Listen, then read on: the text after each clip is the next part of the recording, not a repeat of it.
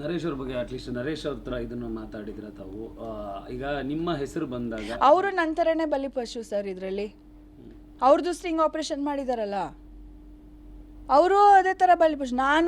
ಅವರು ಈಗ 4 ವರ್ಷದಿಂದ ನಾವಿಬ್ಬರು ಪರಿಚಿತರು. ನಾವು 5-6 ಸಿನಿಮಾ ಸರ್. ನಾನು ತೆಲುಗು ಇಂಡಸ್ಟ್ರಿಯಲ್ಲಿ ಎಲ್ಲ ಆರ್ಟಿಸ್ಟ್ಗಳ ಜೊತೆ ನಾನು ಕೆಲಸ ಮಾಡಿದ್ದೀನಿ. ಇವರು ಅಂತ ನನ್ನ ಹೆಸರು ಹೇಳೋಕ್ಕಾಗಲ್ಲ. ಒಬ್ಬರೊಬ್ಬರು ಆರ್ಟಿಸ್ಟ್ ಜೊತೆ 5 ಸಿನಿಮಾ 6 ಸಿನಿಮಾ 10 ಸಿನಿಮಾ ಕಂಟಿನ್ಯೂಸ್ ಆಗಿ ಮಾಡ್ತಾಯಿದ್ದೀನಿ. ನಾವು ಕೆಲಸ ಮಾಡೋರ ಜೊತೆ ಎಲ್ಲ ನಮ್ಮ ಜೊತೆ ಸಂಬಂಧ ಇದೆ ಅಂತ ನಾವು ಮಾಡಿದ್ರೆ ನಾವು ಕೆಲಸ ಮಾಡೋಕ್ಕಾಗಲ್ಲ ಸರ್. ಹೆಣ್ಮಕ್ಳು ಆಚೆನೇ ಬರೋಕ್ಕಾಗಲ್ಲ. ನಾನೊಬ್ಳು ನಟಿ. ನಾನು ಒಬ್ಬರು ಹೀರೋ ಜೊತೆ ಕೆಲಸ ಮಾಡ್ತೀನಿ, ಒಬ್ಬರು ಕ್ಯಾರೆಕ್ಟರ್ ಆರ್ಟಿಸ್ಟ್ ಜೊತೆ ಕೆಲಸ ಮಾಡ್ತೀನಿ. ಎಲ್ಲರ ಜೊತೆ ಸಂಬಂಧ ಕಟ್ಟೋಕ್ಕಾಗತ್ತಾ? ಎಲ್ಲರ ಜೊತೆ ಸಂಬಂಧ ಕಟ್ಬೋದಾ? ಮತ್ತು ಅವ್ರ ಜೊತೆ ನಾನು 5-6 ಸಿನಿಮಾ ಮಾಡಿದ್ದೀನಿ. Is a respected man in the society. ಅವ್ರು ಬಿಡಿ ಸರ್, ಅವ್ರ ತಾಯಿಯವರು ಅವ್ರ ತಂದೆಯವರು ಎಷ್ಟು ಕೆಲಸ ಮಾಡಿದ್ದಾರೆ ಫಾರ್ ದ ಸೊಸೈಟಿ. ಈವಾಗಲೂ ಅವ್ರು ಹೆಸರು ಹೇಳ್ಕೊಂಡು ಅನ್ನ ಊಟ ಮಾಡ್ತಿರೋ ಜನ ಇದ್ದಾರೆ ಹೈದ್ರಾಬಾದಲ್ಲಿ. ಇದು ನಾನು ಹೇಳಬೇಕಾಗಿಲ್ಲ. ಹೈದ್ರಾಬಾದ್ಗೆ ಹೋದರೆ ನಿಮಗೆ ಎಲ್ಲ ಹೇಳ್ತಾರೆ, ಇಲ್ಲೂ ಹೇಳ್ತಾರೆ ಜನ. ಅವ್ರ ತಂದೆ ತಾಯಿ ಹೆಸರು ಹೇಳ್ಕೊಂಡು ಬದುಕ್ತಾ ಇರೋ ಜನ ತುಂಬ ಇದ್ದಾರೆ. ಅವ್ರ ತಾಯಿ ಸರ್, ಅವ್ರು ಅಷ್ಟೊಂದು ಮಾತಾಡ್ತಾರಲ್ಲ, ಅವ್ರ ತಾಯಿ ಬದುಕಿರುವಾಗ ಅವ್ರ ಪ್ರಾಬ್ಲಮ್ ಸಾಲ್ವ್ ಮಾಡ್ಕೋಬೇಕಾಗಿತ್ತು. ಅವ್ರ ತಾಯಿ ಹತ್ರ ಹೇಳ್ಬೇಕು. ಅವ್ರು ಎಷ್ಟು ಜನ ಹೆಣ್ಮಕ್ಳಿಗೆ ಸಹಾಯ ಮಾಡಿದ್ದಾರೆ, ಎಷ್ಟು ಜನ ಹೆಣ್ಮಕ್ಳು ಅವ್ರ ತಾಯಿ ಅವ್ರ ಹೆಸರು ಹೇಳ್ಕೊಂಡು ಊಟ ಮಾಡ್ತಾ ಇದ್ದಾರೆ. ಯಾಕೆ ಸರ್ ಮಾಡಿಲ್ಲ? ಅವಾಗ ಯಾಕೆ ಮಾಡಿಲ್ಲ? ಇವಾಗ ಯಾಕೆ ಮಾಡ್ತಾ ಇದ್ದಾರೆ? ಸೊ ಅವ್ರ ಉದ್ದೇಶನೇ ಸರಿ ಇಲ್ಲ ಸರ್. ನೀವು ಹೈದ್ರಾಬಾದಲ್ಲಿ ಹೋಗಿ ವಿಚಾರಿಸಿ. ಅವ್ರ ಮನೇಲಿ ಎಲ್ಲರಿಗೂ ನ್ಯಾಯ ನಡೆಯುತ್ತೆ. ಆ ಥರ ಹೆಸರನ್ನ ತಗೊಂಡಿದ್ದಾರೆ ಅವರು.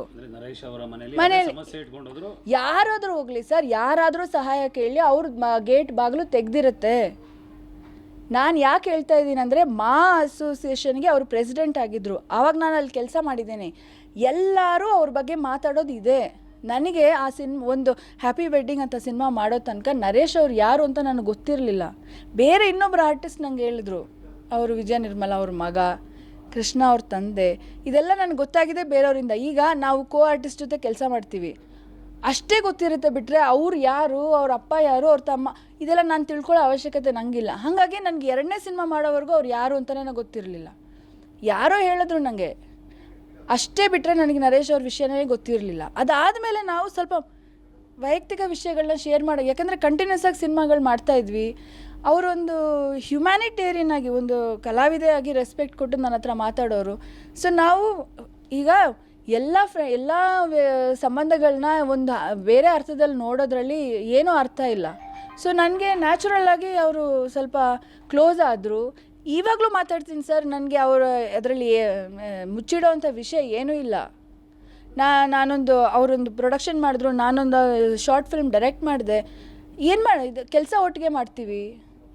ಈಗ ಅವ್ರ ರಮ್ಯಾಗೆ ಬೇರೇನೋ ಉದ್ದೇಶ ಇಟ್ಕೊಂಡು ಅವ್ರು ಮಾತಾಡ್ತಾ ಇರೋದು.